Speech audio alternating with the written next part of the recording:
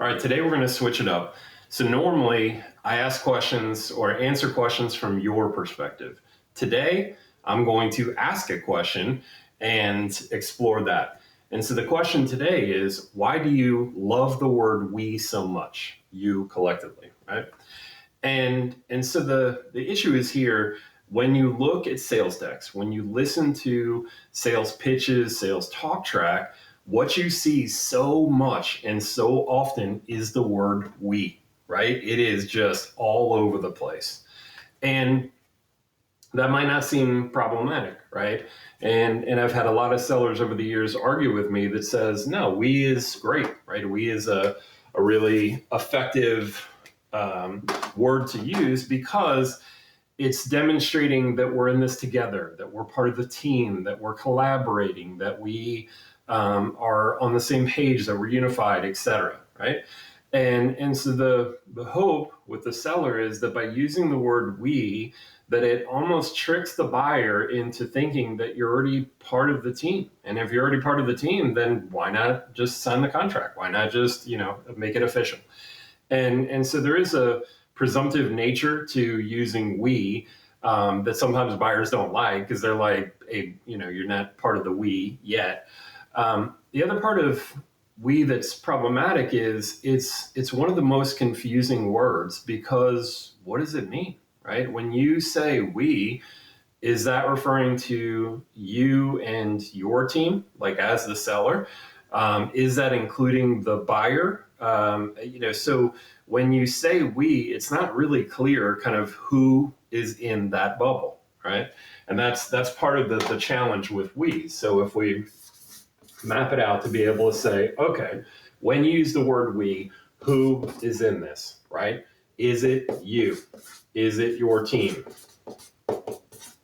Is it the buyer? Are there customers in there, right? So there can be a whole lot of people in this pool.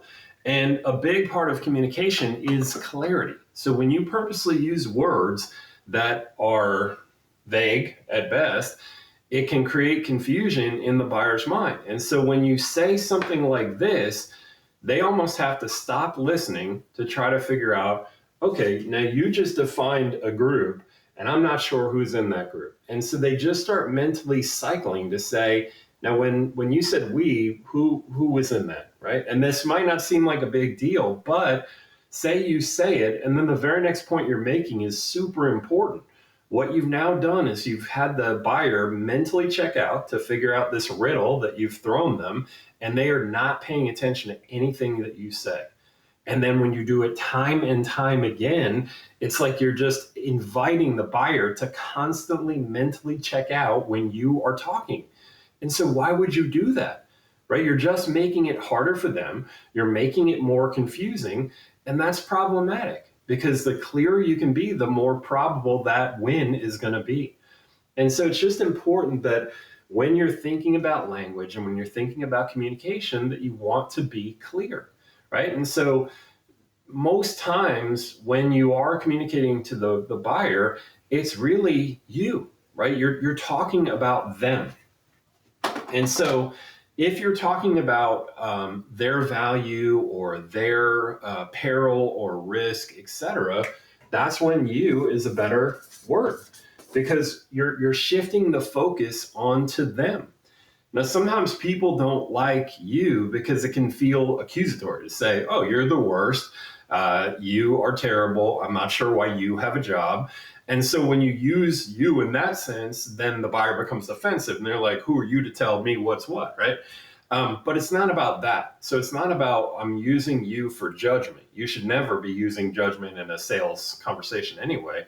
You is about clarity, to be able to say it's either about me or it's about you. And we're not talking about we because that's unclear. Now, I think the challenge with you is that people are so primed to talk about themselves and their solutions and their trophies and all that stuff that they don't even think to use the word you because that's not the normal focus, right? It's about why am I the best partner? Why do I have the best solutions? And so you is purely just, if you get it, you're going to buy, right? That's all they think about. And so really good sellers not only kind of avoid we, but they really start to anchor the conversation in you. Because when you think in terms of you, when you communicate in you, you've now shifted your focus to be able to say, you know what? It's not really about me. It's about you. And the more that you can convey that in your language and your sentiment, buyers really appreciate it because most people try to make it about themselves. Okay. Now, the only other thing that I'd say with we is anytime you say we, what it also does, in addition to this confusion, is we is always inclusive of you, right? So you are putting yourself in the story when you use we. And so it's just important to say, do I really need to be in the story right now? And one of the biggest traps that I see people do this in, and it's absolutely terrible. If you do this, stop it tomorrow.